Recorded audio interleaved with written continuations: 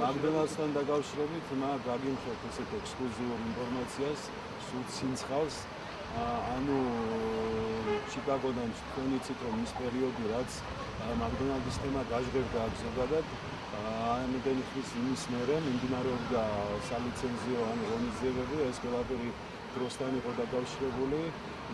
იცით რომ ცენტრალური ოფისი იღებს ამ გადაწყვეტილებას ჩიკაგოში და გუშინ მოვიდა ფაქსი, ანუ ბატონ თემურიმ მომილოცა ესე თქვა, რომ ეს ფაქსი მიიღეთ მშენებლობის ნებართვაზე და McDonald's-ის აშენებაზე ზოგადად ზუგდიდში და ამას უკვე აღარაფერი აღარ უდგას წინ და მოვულოცა ყველა ზუგდიდელს რომ ამ ქალაქში ჩვენ ვარაუდობთ სადღაც მაისის ბოლოს უკვე გვექნება McDonald's და გაიხარებს ზუგდიდელი ბავშვები, ზოგადად არა მარტო ბავშვები მინდა გითხრათ, მოსბილებიც, იმიტომ რომ ეს McDonald's არის საოჯახო რესტორანი და გილოცავთ ჩვენს და ჩემ თავსაც და ყველას ვილოცავ. რომ ამას უკვე აღარაფერი არ უდგას წინ McDonald's გვექნება ზუგდიდში. ანუ დაიწყება უახლოეს დღეებში. 10 დღეში სავარაუდოდ შემოღობა ვქნათ, სადაც აშენდება და დაიწყება მშენებლობა.